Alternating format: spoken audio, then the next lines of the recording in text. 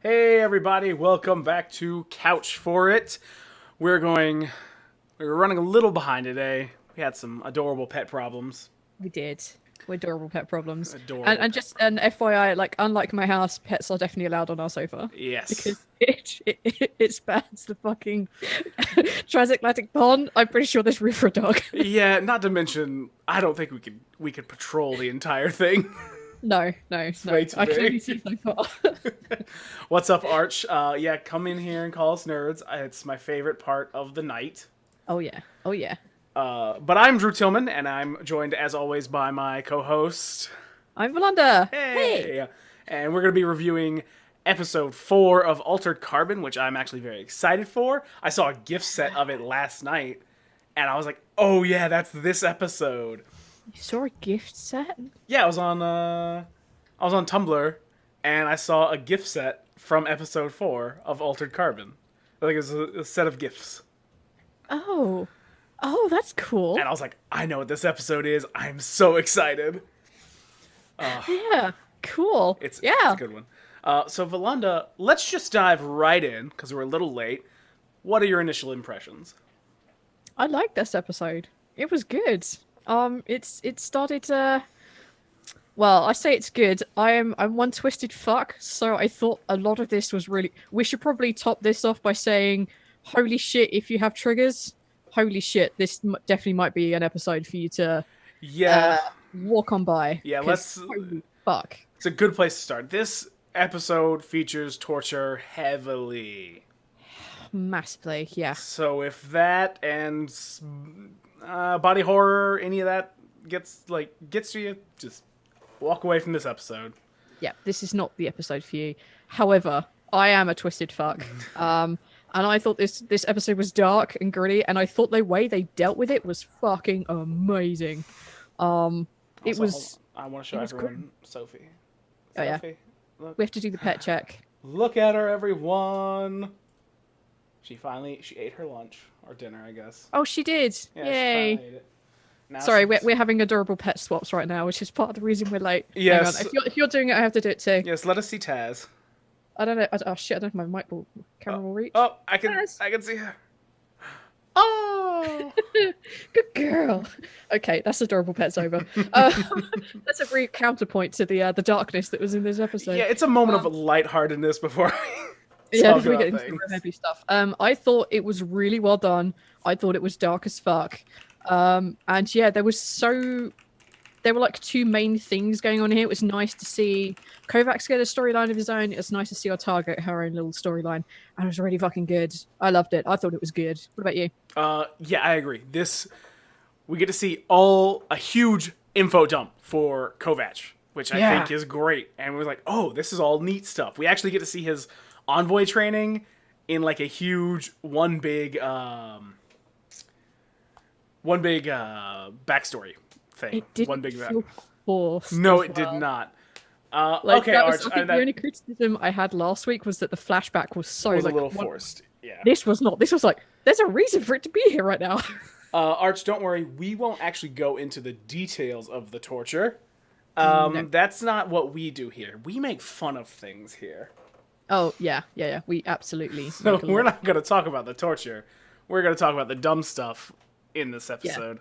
We talk about what it brings up without stating specifically what that is. Oh 'cause, yes. Also, sorry, another part of my initial impression is the Ortega storyline is fucking phenomenal.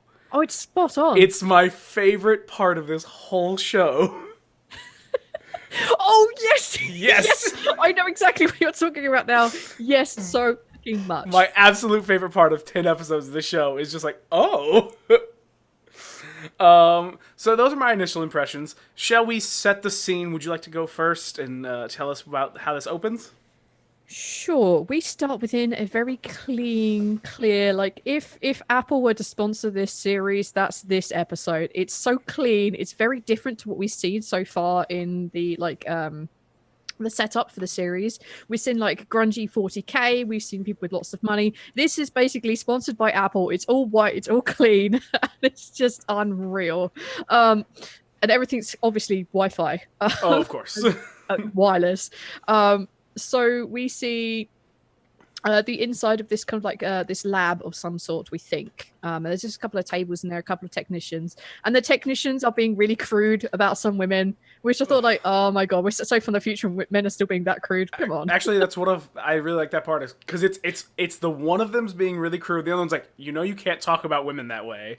You've been through sensitivity training, and then the end of the episode, it's like, good, fuck that guy. Dude gets his comeuppance. He really does.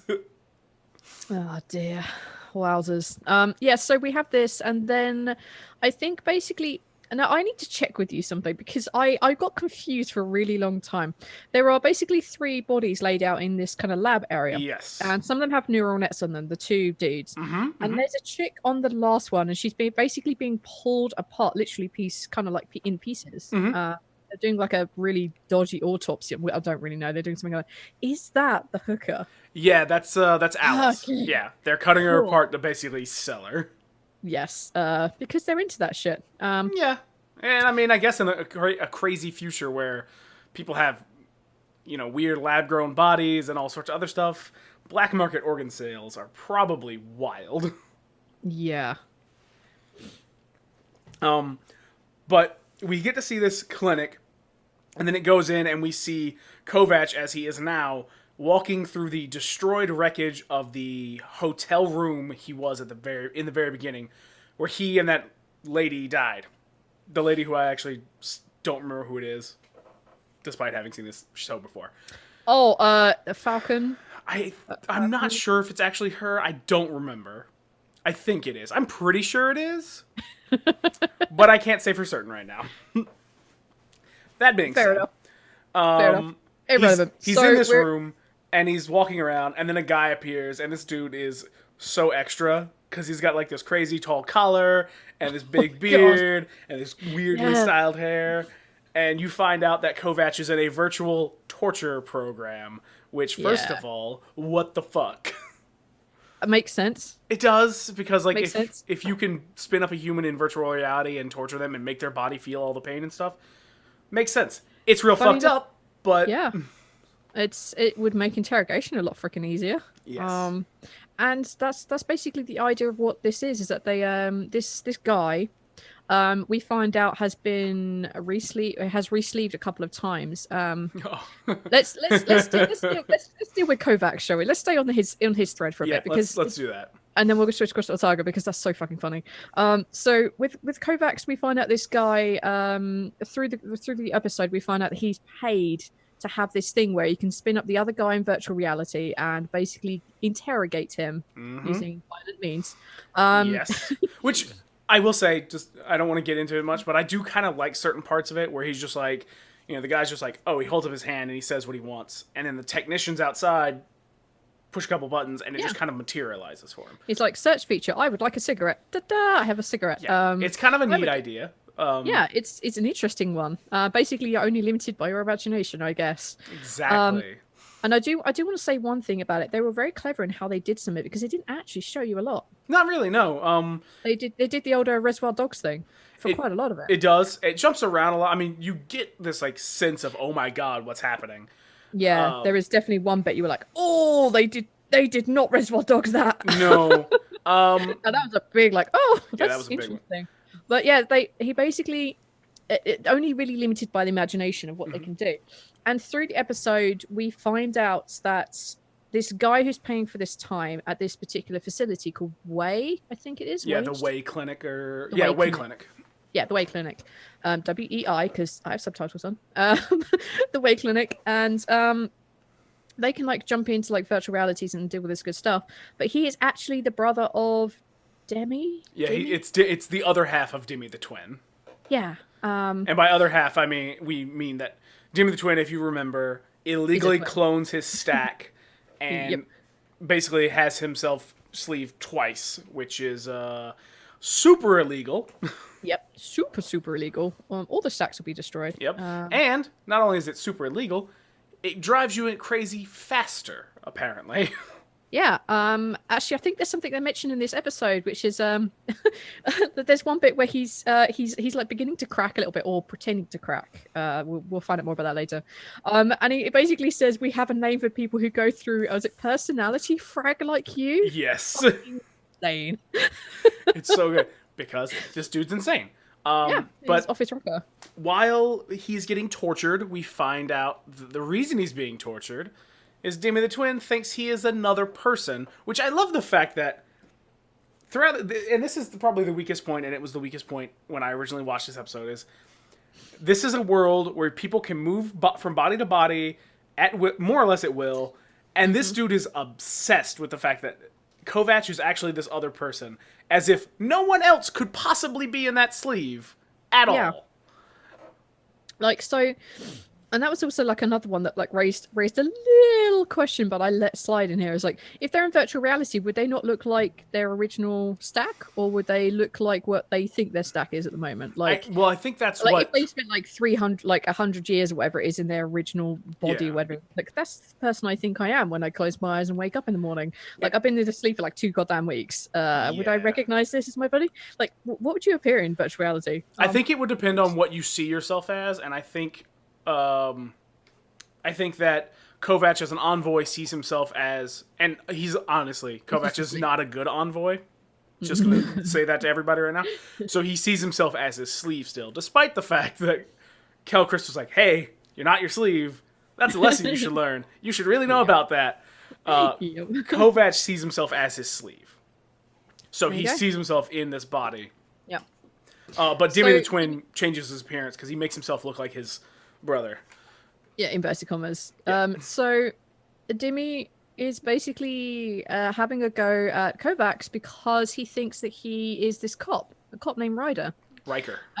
Riker, sorry. I thought it was whatever. Actually, at times he says it, it's just like, who the fuck is Riker? Yeah, you're right. So, like, he spends this entire episode trying to, like, get out of this guy, who he is, who he works for, and who paid to have him killed. Because obviously, like, the original version of him is dead because, well, Kovacs ripped him apart. Well, actually, no, he didn't. I think the hotel shot him in the end. The hotel shot him with too many guns. With too many guns, yeah. Someone comes after me with that much firepower, there's someone I need to worry about, yeah. Yep. It's a good comment, good point. So that's essentially the entire point of this episode, is what he's trying to get out of him. And we find out during this, we find out a lot about the envoy training. Mm-hmm. And how the envoys basically would train in virtual reality to withstand this kind of thing. Yes. Of there being 3 phases of like denial, retreat, and hallucinations, I think. Hallucinations. I don't. The D word. I honestly can't remember. Yeah. There's basically these 3 things, and she and like as he flashes back, he goes back to, I'm gonna call her Falcon because I don't actually remember her name either. That's one of her names. Her girlfriend. All right, so we flash back to his girlfriend because that's basically what they are. Yeah. They're interested in one another, more so than the Ortega dance he's been having so far. They are definitely intimate, I think. I'll ship it so far. I'm shipping. So basically, she's training a bunch of the envoys to say that virtual reality, you know, they can do this over and over and over, and hundreds of times you'll be tortured and killed. And she tells a cool little story about what's her? I can't remember her name, but there's a story about a woman who was captured and tortured in VR, and she used the techniques that Kel Chris was going to teach them, which is basically make them think you've lost, and wait for your moment to strike, because she does. She says, "Hey, everybody, I'll confess, but only to the top brass. So get all the top brass in here." And they do. 17 of the top brass in the reel. Yeah, in the reel, in the same room as this woman who's been tortured, who has also been loaded up with a enzyme-based explosive. What's amazing to me. Which, first of all, that is a super sci-fi sentence right there. Yes, it is. It's like there's so much sci-fi in that. It reminded me very much like the favorite thing in this is like, because she goes on to explain what happens. Like, she got them in the room, and then she allows herself to feel fury. I'm like, you're not gonna like me when I'm angry. Yes, like, no fucking way. She hulks out, but instead of turning into a big green monster, she explodes. Yeah. With a lot of power and kills everybody in the room. Yep. And then Reduces everyone to ash within 50 meters. yes, that is a. Whew. And That's then some insight. and then Falcon is like, oh, no one would know about that because everyone was dead. The only people who would know are the people who tortured her. And you find out that Kovac was part of the team that interrogated this woman, and that's why he knows about it. So if you hadn't caught on to the subtle hints they've been dropping, at one point Kovac was part of the Protectorate On the other side. and then became an envoy because people suck.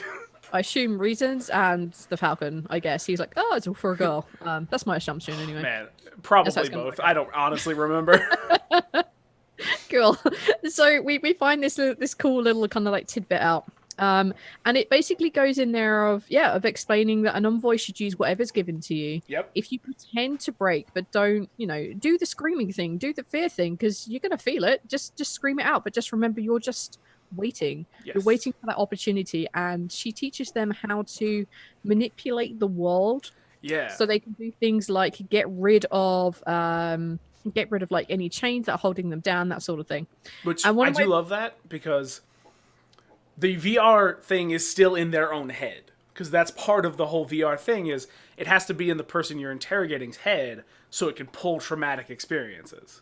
Yes. So they still actually have control over it, but it's basically like a nightmare to a degree where it's like they have to really concentrate to affect it. Yes. And yeah, we see him do this in like a really small way initially to start off. Where the guy's a blowtorch and he makes the flame on it go out. I thought it's just the stupidest thing. So dumb. And then he makes an ED joke. Yes, he does. Just to insult this guy. So of course, wind him up. Why the hell wouldn't you? But he's like Kovacs basically spends this episode like explaining how it is that he's going to get out of this. Basically, she's like, once you learn to manipulate environment, you get out. You go on to the next screen, as she calls it. Yeah, she keeps saying, "Go to the next screen. Go to the next screen." Yeah, so she basically says like, just take your weakness, take the thing that you care about most in the world, focus on that, rip it out, and then you'll be able to get out. Yes. Focus on that with everything you are. So basically, at the end of it, he does one of the most gruesome things in this episode. And presents it with his fucking heart. Yeah, he rips his own heart out in virtual reality. Yeah. And we're gonna end the talk about the torture scene here by saying he reaches out of virtual reality and stops his own heart to break the interrogation program. In the real, should we call it? Yes. He literally stops his sleeve's heart, and they're like, "Fuck!" And then he wakes up. Yeah, and then he wakes up. So he wakes up. He's still tied to the bed. Yep. I mean, there's obviously it's different being virtual because then he can just get rid of it. He's in the real. And we have Dimmy in the sleeve that he now is. And we have, I think, the leader of the institute come in. And the dude's like, he didn't break. And the guy's like, I'm not putting all my guys into overtime. I'm not paying these fucks more money. Yeah, like, no. You can do this later. You need to go away. Yeah, but fuck off, dude. And then the bloke's like, you're telling me that he's not gonna. Everyone breaks. You're telling me he's not breaking. The bloke's like, well, I did get this super secret code. I got something special out of Beijing, and the last time we used it, the girl lost her mind.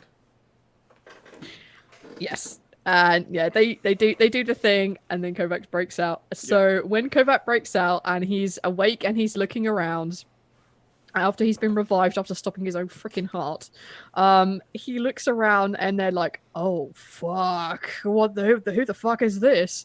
And basically he says, "If you let me go, if one of you helps me get up, I won't put CTAC on you." Because he claims that he is a CTAC officer. Yeah. So he learns during the course of this that he's being tracked by CTAC. That there is a police issue tracker on him. And he basically uses that to his advantage. And he's like, you just fucked with a CTAC agent, my friend. We are going to kill you.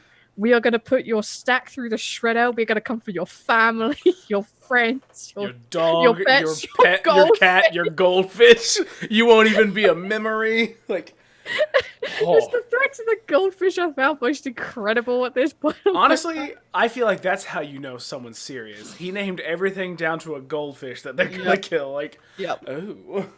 So like the two technicians are like, yeah, we're not putting him under again because holy shit, this dude's gonna kill us. And all of his friends are gonna kill us. And they basically move to free him. And the other two guys, the guy in charge and Dimmy are just like, oh no, and they try to stop him. But of course, that pink fucking backpack is right by him. Mm-hmm. It's always He there. reach, he reaches out when he's slightly free. He grabs a gun and goes to fucking town on everybody in this goddamn room. He murders so many people in the span of a couple of seconds. Everyone in this room. So he kills the two technicians, even though I think one of them got him partially free. He kills like Dimmy Part 2. He kills the guy in Weird charge. administrator. Yeah. The weird administrator. He kills like the technicians working on the dead prostitute. Mm-hmm. And he fucking destroys more. He picks up this pink backpack, which I think says "Hello Unicorn." It does say "Hello Unicorn" on it. Yes. Because it's got a fat little cartoon unicorn on it. It's amazing. So basically, he walks out of this fucking thing into the administration room, which we saw him being wheeled in at the very end of the last episode with like all the researchers and everyone behind the desk. Mm-hmm. And we just see the door close behind him, behind this like frosted door, and we just hear bang, bang, bang. I see blood spray everywhere. I'm like, I'm gonna assume he's killed every motherfucker in this place. But then it cuts to, and I mean, granted, this is technically at the end of the episode, but it cuts to my favorite scene, which is Elliot moving that weird dude with the spine implant, the Bane villain, the Bane knockoff, I guess you should say. He's like moving him towards. He's like, okay, so how do we get in? And then the door just explodes outward because Kovac is a crazy person apparently, and he's just like, what took you so long? He walks out and he shoots Bane guy who drops to the ground. Yep, shoots him right through the stack. Well, I said if he'd help me, I'd let him live. And Kovac's like, And Kovac is carrying a head in one hand. Like, he's got a head dangling. He's got Dimmy the Twin's head hanging in out of his grip. Oh, it's incredible. And then what happens at the end of this episode, we'll get to when we hit the end of Otaga's story, because that's when it crosses over, and it's the funniest scene in my head. It's a good one. So good. So that's basically that scene. Those kind of like that little thread. And yes, it's gory. Yes, it's gross. But yes, it is also really reservoir dogs in places. So you don't see a lot of stuff. Lots of rest of your mind, which is obviously way more fucking terrifying.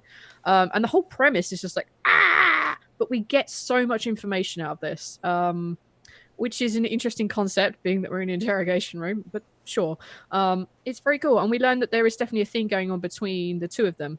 And that it's very hidden because they only do it in VR.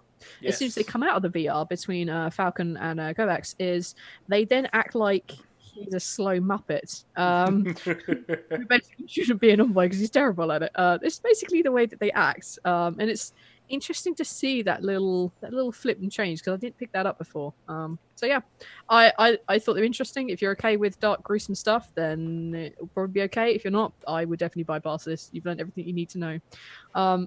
So Ortaga's story, I'll let you kick that one off. So Ortega, or fuck, I keep saying it. Ortega is Ortega, I'm so sorry.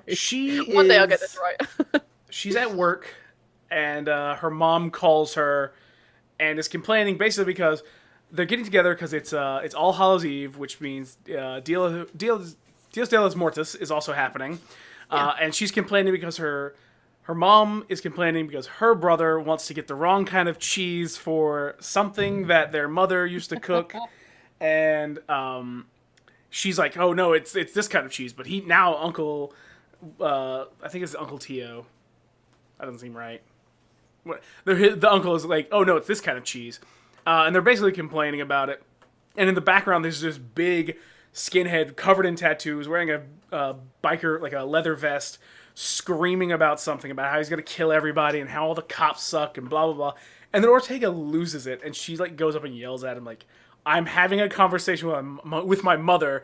You need to shut the fuck up. And then he decides to be a crude piece of shit, so she grabs a stun baton from one of the random officers around and just knocks him out. Doesn't she kill him? No, she knocks him out. She it's like an electrical stun baton that like shuts their stack down, basically. Okay. So she knocks. That's what I was gonna say. Is she killing the sleeve because they talk about having to slap him, and I'm pretty sure she puts him in the Well, fucking no, wall. because when you're in prison, your body is on ice basically. Your body just Yes, goes of course it is. Yeah. somewhere. So she's like, "We'll take him down to processing and put him on a slab." And they're like, "Nope, it's All Hallows Eve. We're out for the night. Bye." Yeah. So And latest asshole. she takes him down to the morgue, looks at him for a second while he's on the slab, which I don't know how she carried him down here, but props to her. However she did it. Looks at him on the slab and is like, "You know what would be really cool?" And then it cuts from there. But the next time they appear, it's her and this big biker looking dude shopping for cheese at some sort of random like roadside stand, and the guy's like, "Oh no, it's this kind of cheese. It melts the fastest." And he's like first of all, props to this actor who goes from playing a raging like angry steroid asshole to bitch, playing just the nicest, most polite little Latina grandma. He definitely nails down, like, the actor definitely nails down this like adorable older grandma who ceases to give an F anymore. Oh yeah, it's adorable and incredible, and he's so good at it. Like, he really is this really like he is this really big, well-built guy with like this leather I think it's a leather waistcoat on, and he's covered in tattoos. Like, his head's got a tattoo, his neck, his arms, his chest is covered in tattoos. He is this big beefy fucking bloke, but he nails this old grandma fucking old lady, and it's so good because they get the cheese, they go home. They first of all, I don't know why, but they apparently knock on the door that they're going to, which is, I don't know if you noticed this, it's Ortega's house. Yeah. So I don't know why she's knocking on her own door. Either that or all the houses look the freaking same. Very possible. It may well do, but I thought it was Ortega's home. I did too. But the Ortega's mom opens the door and sees this guy, and she's like, "What?" And the biker's like, "Oh, calm down. It's you like you've never seen a tattoo before," and just walks past her. And Ortega's like, "Oh, it's grandma. Like, I spun her up." And of course, her mom gets furious about this. Yeah, because she was a neo-Catholic. How did you do this? And Ortega, throughout the course of this scene, you find out, no, she renounced her coding when their grandfather died because she never believed. And I love this scene because it's this dude, and everyone's so excited to see their this old lady again. And they're just like loving on her, and they're doing stuff, and she's such a fucking, I love this, like, it's the old lady that doesn't care because she's just like drinking heavily, and they're like, "Oh, I think 5's enough drinks," and she's like, "Fuck you, live a little." Just starts drinking more. It's amazing because, like, at the beginning, like when like Ortega and her mum are having this conversation, why the hell did you spin her up? And she's like, "Well, because it's All Hallows Eve. Come on, man. It's the Day of the Dead. Like, yeah, come on. I mean, she wanted to be spun up. I mean, it's why we have it. I bought her a cheap sleeve. Don't worry about it." And I love the fact as they look over, they see this big biker gang guy like playing these little like kind of games that like grandma would with her grandchildren. It's so fucking adorable, and the kids are so great in this scene because they generally act like, "Hey, it's grandma. I don't really care what she's in. It's grandma." It's so amazing to see that there are these kids who are being brought up as these neo-Catholics who believe that you're only supposed to have one body or you're never going to reach the kingdom of heaven, whatever it is. Basically playing with this big biker dude as if he was just their normal grandma, which just goes so far to say like how accepting they are of people and not what their body is. Yes. At such a young age in this world. Like, this is such a normal for them. Like, even though they are neo-Catholics, they're used to this fact of life. Yeah. It's so weird from us in our point of view to see that and think that. I'm like, oh, this is incredible. This is so freaking cool. And we also get Ortega fighting with her whole family, backed up by her grandmother, because basically her grandmother's like, "Yeah, okay, maybe we only get one body, but you have to enjoy your life. And if you don't, that's a fucking tragedy." Like, and the kids giggle because their grandmother's saying "fuck," and it's funny and adorable. And the whole family's like, "No, if you spin up again, you won't go to heaven," and all this other stuff. And Ortega's like, "Yeah, but when you see people who've been murdered, they should be able to be spun up and point the finger at the person who did it, so they can go to jail." This is interesting because I don't think we've also mentioned that Ortega's partner at work is I think he's Jewish. He's a Muslim. He's Muslim? Yeah. Huh. He says it in the I last have no episode. idea. He calls himself a monk. Oh, Yeah, okay. he's like, I completely missed it. Like, I'm not entirely sure. To be fair, I'm not entirely sure anyone's religion is in this. Like, ad freaking all. I was like, I have no goddamn clue. So he's there because I think he's dating her mum. I don't know. I can't figure that out. I think that's what it is, but I think it's like a secret dating thing. Like, I don't think anyone knows about it. Like, shh, don't tell her. I don't know. I just got that huge like I'll ship this one too. I'm shipping. Yeah, they're adorable together. Yeah. It's a very good scene, and I also love the fact that at one point the grandma goes to pee, and she's like in the bathroom, and she's like, "Hey everyone, I'm peeing standing up." It's so good. It's so good. But after all of these fights and anger with the family, they eventually leave. Ortega and her grandmother leave because the Day of the Dead is ending, so she has to go return the body to the slab, basically, Before anyone finds out. Basically. And they go back to the precinct and they're talking, and the grandma's like, "Yeah, I was never an actual believer. I went to church because, you know, your grandfather went to church, and your grandfather believed in heaven. Yes, I loved him, so I went with him." Yeah. And now I don't, so I'm not. Yeah. I don't have to do this. I don't believe in any of that at all. Yeah, I want to live my life. I was very happy with my life, but I still want to live my life. And then she's like, "Hey, you got any drugs here?" She sounds like, "What?" And then I've never tried them before. And then in the actual chronology, like the actual part of the episode, it cuts away to Kovac, but it cuts back. And Ortega and her grandmother are fucking smoking weed in this fucking evidence locker. It's so good. And getting her high. And it's so good. It's like, I've never tried drugs and they're just getting high in the evidence locker. It's so freaking good. And then they have one of those, what I assume is like a stoner conversation of being like really deep and philosophical about death. Yes. And the grandma basically turns and says, you know, you have to accept that death is a part of life. You're never finished. Yeah, no matter how long you live, you'll never actually be done. Yeah, so, you know, you have to let other people move on with their life. So, you know, accept that death is a part of life. It's the part of the natural order, which is interesting to think because although she's happy to be spun up again, she accepts that she's dead and should probably stay that way. Yeah, she then asks Ortega not to be spun up again. Mm-hmm. And Ortega's very upset about that because, you know, she liked to have the option to spin her grandmother back up and see her grandmother. But her grandmother's like, you know, I'm dead. Like, you should move on, basically.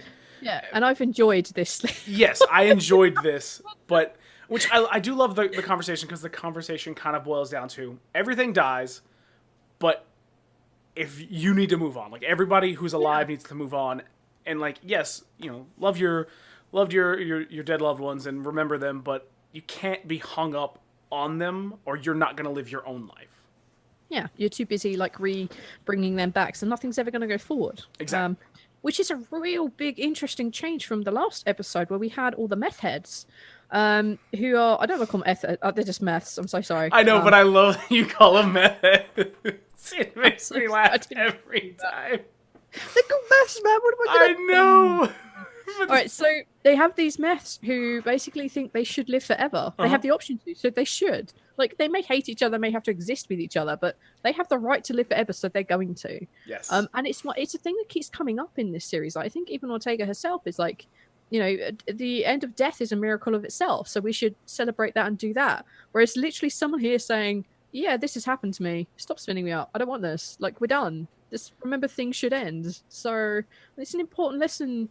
It's an important hidden little thing in here, which can get lost among the amazing idea that we conquer death. Yeah. It's just a cool little moment that just gets dropped in there. Just that one scene when they're getting high in the evidence locker. Such a good scene. We also kind of jumped over a point because after Ortega leaves with her grandmother, her partner, whose name I literally cannot remember, and I feel so bad because he's such a good character. Yeah. This is the scene where we're both like, are they dating? Because he walks up behind and hugs her mother from Ortega's mother from behind and says that we have to remember that sometimes our faith has to evolve as we do. And her mom's like, but have we evolved by using alien technology to make us live longer? Are we even part of God's creatures? Like, are we even God's creatures anymore? Yeah. Are they so changed? Yeah. And then, which I also like, because she's like, we don't even believe in the same God, so what am I asking you for? Because incidentally enough, his religion allows him to be respun up. Yes, his religion Because does. yeah, because he mentions at the table when Ortega says, we should be able to give murder victims the right to point the finger to say this person killed me. We need to spin them up to be able to do this, and and he turns around and says, we're giving them the chance before they're laid to rest to get justice. Mm-hmm. So his religion allows them to be spun up, whereas like the neo-Catholics say you can't be. Yes. And then they have that interesting little thing when he's hugging her. When I think he turns to her and says, after like we don't believe in the same God, he turns and says, "But we both believe in a soul." Yes, and he says that, and then he also says, and so does Kristen. Just give her cut her some slack, basically. Yeah. And it's a very touching scene. You see all these like interpersonal dynamics playing out, and the Ortega standing firm with her belief about that murder victims should be able to be spun up, and the neo-Catholic idea is incorrect because, sure, lay them to rest, but like there's nothing wrong with giving them the chance to seek justice before they're laid to rest. It really comes down to it should be a personal choice of, do you want to live forever, or do you want to go on? And it's a very nice moment. You get to see a lot of these like very personal things. This connection between Ortega and her family, and to a degree, Kovac and Falconer. Yeah, in a much more weird scenario. Weird way.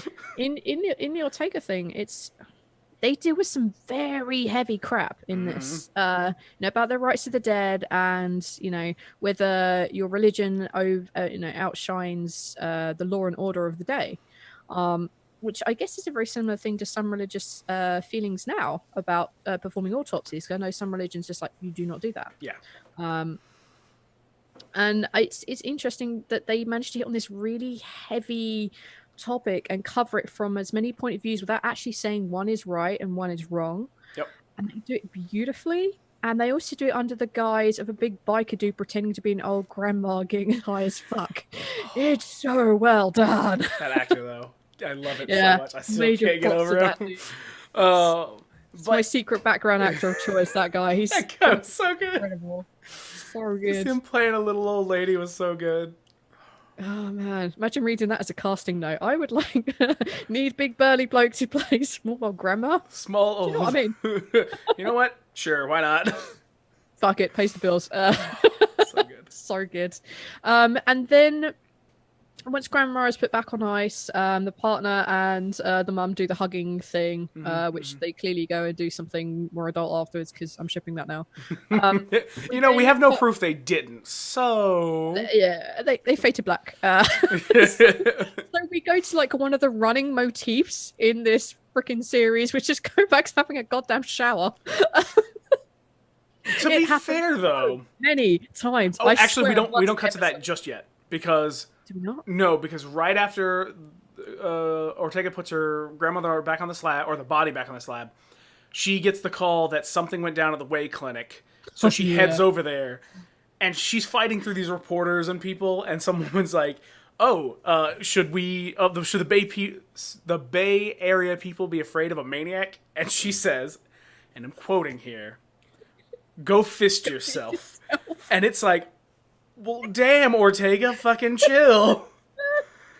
And she and her partner walk into the thing, and she's looking at the Hawkeye thing because she's not getting a signal.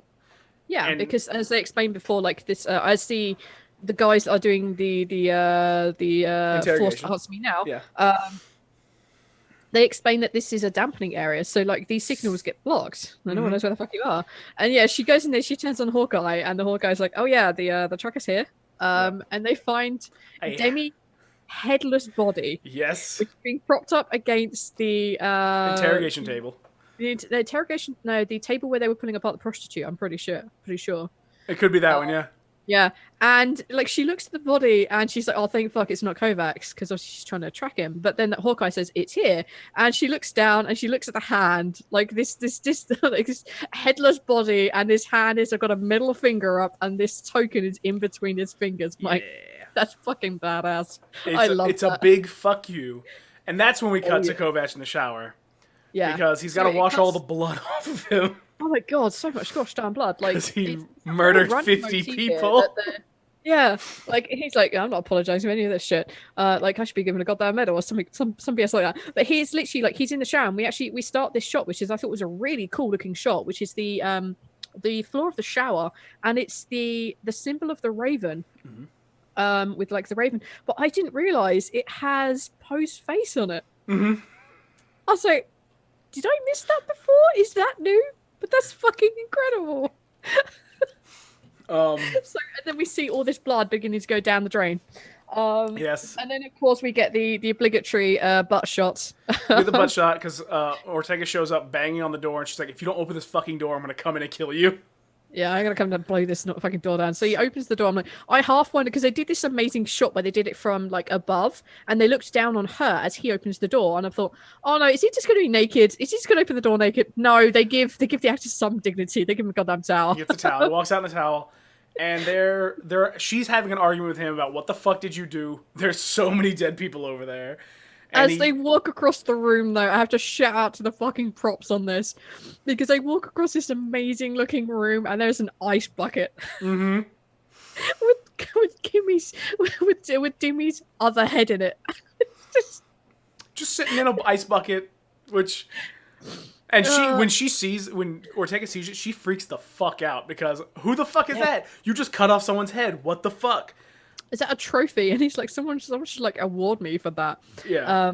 And then he says who it is. He's like, oh, it's Dimmy the twins, other half.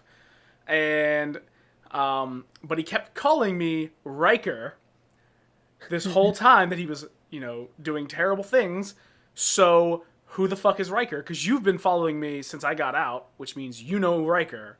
And they have this whole battle of the wills where he takes a knife and starts cutting himself. Oh yeah, another trauma work. Yeah.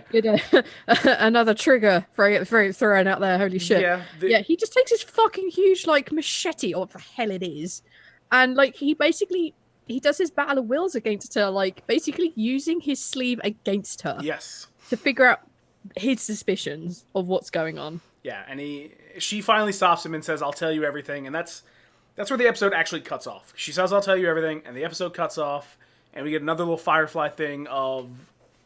It looks like the girl who fell out of the sky. It looks like Mary Lou Hinchy. Yeah. A couple of things we found out during this that we kind of blew past. We had to. We did. One of them is we find out that Dimmy the Twin planted evidence against Riker, and it's hard to take down a cop, but he knows it's really good because he planted it himself. Yes. And the other thing we see is, at one point, Elliot is... I just want to talk about the scene. Elliot is clicking through the stolen security footage and complaining, and he looks up, and there's Poe dressed in a cape and a skeleton bodysuit, holding a big, ornate, like...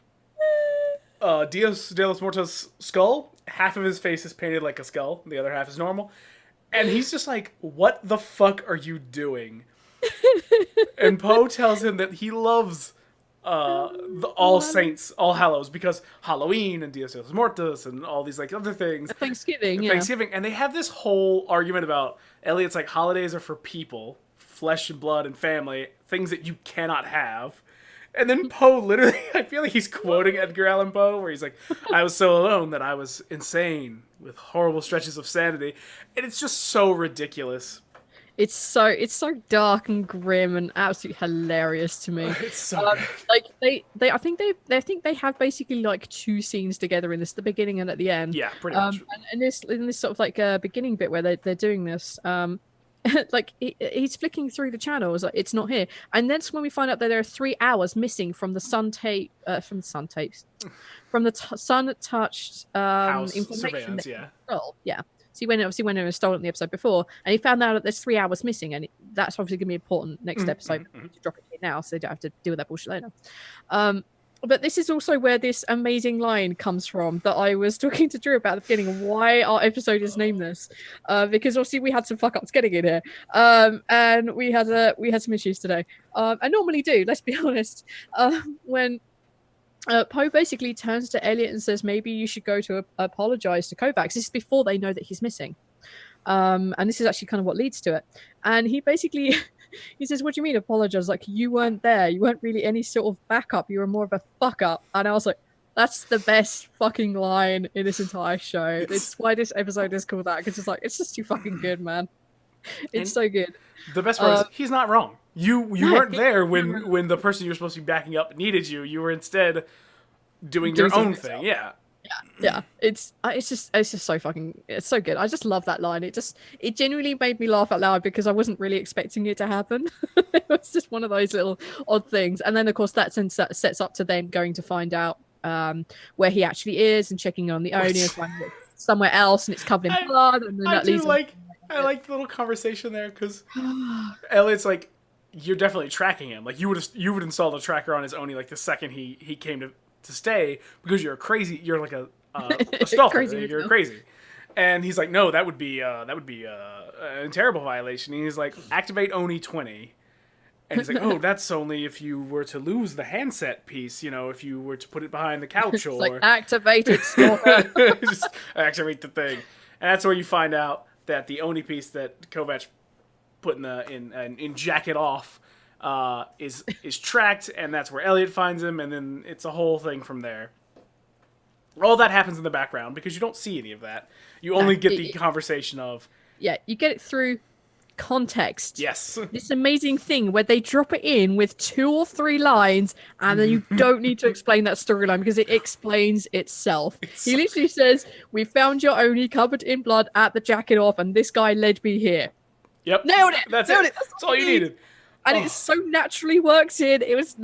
This is writing and it's fucking, those little subtle moments are so fucking good. And also Poe, I just need fucking props to that guy. Like Poe and Elliot's chemistry is so good. It's very weird, but it's really good. Yeah. Oh, but yeah, we're learning more about Kovac's backstory at this point, and it's an interesting backstory. Like the whole envoy thing, like all the training they do and all the weird stuff they get up to. And the fact that he was on the other side, I didn't know. I'm like, whoa, cool. Yeah, there's a lot more that we haven't gotten into yet that we're going to be getting into. I'm so excited. Yeah. Also, I think we're going to have an extra long episode at the end to talk about some stuff. There's like so after many... the very last episode, because there are a lot of like things at the end that we're gonna want to discuss. There are so many things. Like already there are so many like big topics that we've like only sort of like skipped over because we know we're gonna have to talk about them in some fucking depth. And I'm interested to see how they play it out. But holy crap, I think the ending episode is gonna be like fucking long. We gotta book some time off for that one, my friend. We do. It's real good. All right. So I think we basically hit the nail on the head for this episode. Yeah, I mean, we kind of plowed through this episode, but honestly, Kovac doesn't do much because he's locked at the table most of the time. And Ortega, whole thing is sort of, hey, you know, what side of this argument is right? It doesn't really matter. Here's a big burly dude playing a little old lady, you know. Yeah. They have humor. And they have deep topics on one side. Yes. And they have the most amazing way of dealing with dropping backstory without going, here's a backstory episode. It's good. I mean, don't get me wrong. The heavier aspects of this, which are definitely the trigger warnings, holy fuckballs. Some of this is real fucking deep. Oh, we didn't mention it, but in the backstory, you officially see Kovac with his sister when he's at envoy training. Like in the very first episode, you see him talking to a hallucination of his sister. And in this episode, you see him sitting next to his sister while Falconer tells them about how there's a really fucked up interrogation program out there, so have fun with that, everybody. Let's practice getting out of it. Yep. Yeah, it's... we're learning so much more about him and his story. And I have to say, like, all these flashbacky things are mostly done in a forest, which I think is fucking amazing. It's such a contrast to this, like, gritty, horrible world. Yeah. All right, we should probably start doing the wrapping up things. So, I do agree. Drew, yes. How would you rate this episode? Ooh. I'm going to give it a 4. Ooh. And the reason I'm going to give it a 4 in this case is that there's some real fucked up imagery in this. That there's a lot of trigger things, and granted... I just feel bad. Like, even I'm not bothered by basically anything because I'm a bad person. We don't really have lines, do we? Let's be honest. Yeah, no, there's no line. We don't have lines that normal people. No. But I could definitely see this would bother a lot of people, and Yeah. they're getting a point across, and I get it, the storytelling, and they do a very good job of jumping around so you don't actually see really anything, with the exception of one or two really bad points. But they do kind of jump around. They kind of Pulp Fiction a lot of stuff, or Reservoir Dogs, so you don't really see stuff that's happening. Few exceptions to that, obviously. But I'm gonna give it 4 because of that. There's a lot of stuff that's just like, oh no, guys, guys. Oh, was this needed? Well, yeah, it is a torture scene. Yeah, exactly. I'm gonna give it a 4 for the same reason. This would be very hard to watch with someone who is basically not cold and callous and a monster like we are. Yeah. We're self-admittedly terrible, horrible human beings. Yeah, it's sad because obviously they have to. There are other story ways of doing it, but this is the darkest, grittiest, like true to form. This is what they would do. And they're not brushing over it, and fucking props them for not doing that. They don't care about shoving dicks in your face. Why should they care about this either? Yeah. So it's interesting to see, and definitely one of those darker concepts which you would consider in this horrible, shitty future that they're having. But it's kind of sad that a lot of people will probably be turned away from the series at this point, because this is real graphic. This is real dark places. Yeah, the rating of 4, I want to say, is not because this episode is bad by any means. I like this episode quite a bit. It's really just, hey, if they spring this on you to a degree. Yeah. Like they spring how awful that interrogation scene is. Yeah, I basically wouldn't be able to sit and watch this with quite a few of my friends, because they're normal human beings and have lines, which means that a lot of people won't be able to watch this, and it makes it like not accessible to them, and put something on them that they really weren't warned about. As you said, it sprung on them. If this is a rating just for me, I'd put this as a 5 because I'm not too bothered by these things. Don't get me wrong. I'm a human being and I feel massive sympathy for it, but I understand the story purpose of it, and I'm not going to shy away from shitty things in our past because humans are scum. I'm throwing this out there. If we don't tackle these things head on, then we're just going to hide them away and nothing will ever be done about it. So yeah, for me, this is a 5, but I think if I'm rating this for other people, it's definitely a 4. All right, that's fair. I'll say the same thing. It's a 5 for me. It's a 4 if I'm rating it for other people. Yeah. With a big, like, the fifth...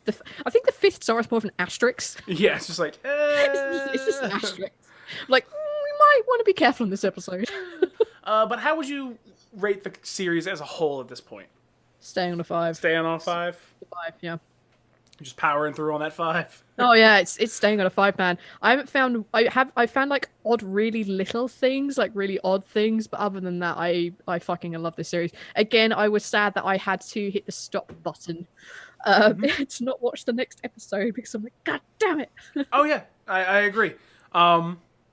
It's just a really good series. They did a really good job. I'm excited for the second season, which we're gonna get there eventually. Yeah.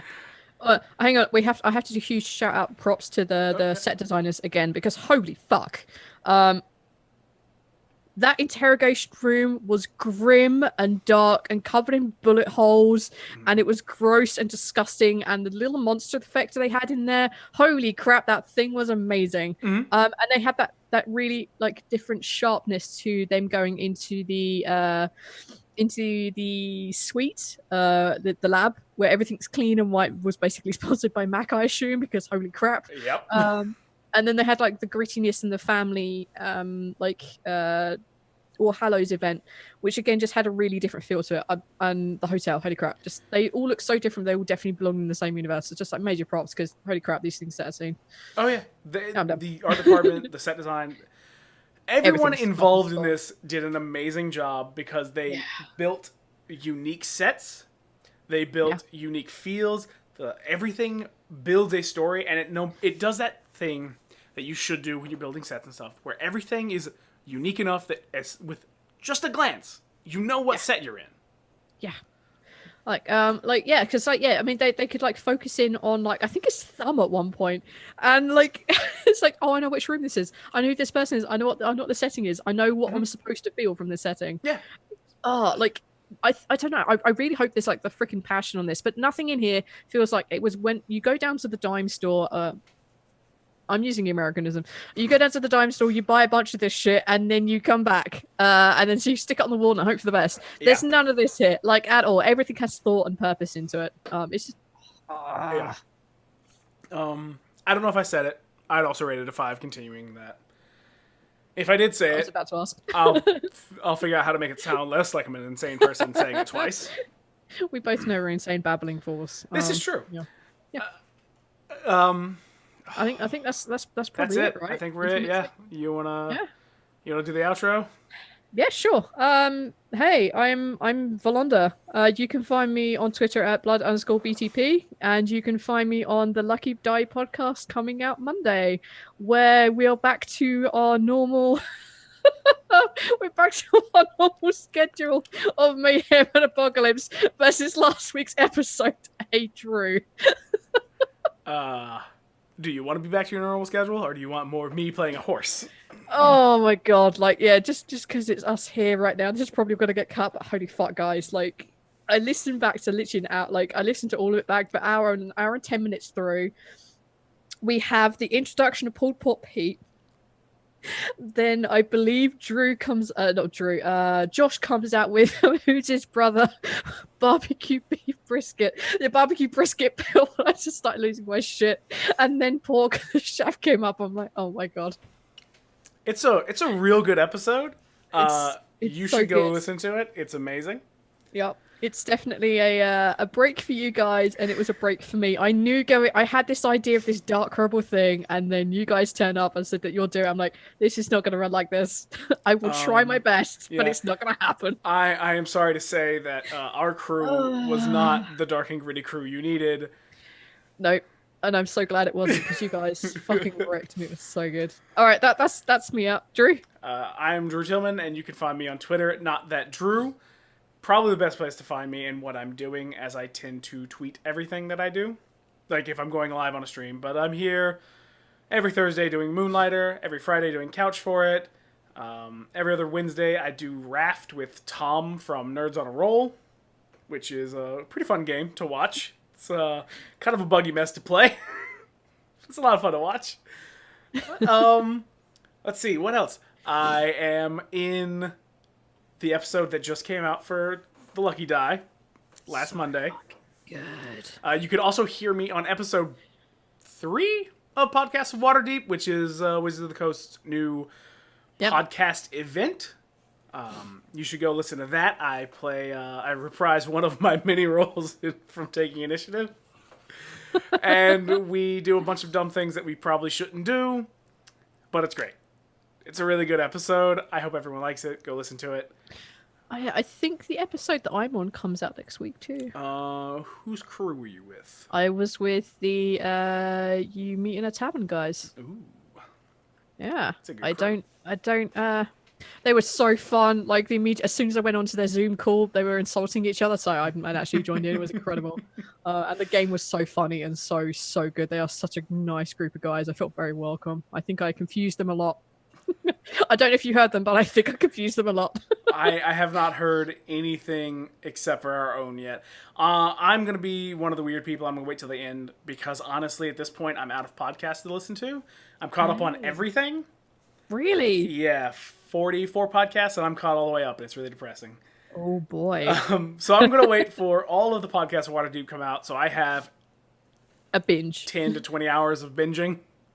Oh, boy. And that'll last me 3 days at work. Oh, boy. Okay. Oh, yeah, because you listen to stupid speeder clock, don't you? Yeah. And I listen to it while I'm at work because I can. Nobody tells me I can't, so. Oh, wowzers. Cool. Oh, good to know. So that's us. You can find us in all those places. Thank you for coming to listen to us rant about Altered Carbon and how amazing it is. Oh my God, to steal... You know, I'm going to save that for the end. Everyone can just hold on to that one. But thank you all. Right. We'll see you next Friday with episode 5. Goodbye. Bye-bye-bye.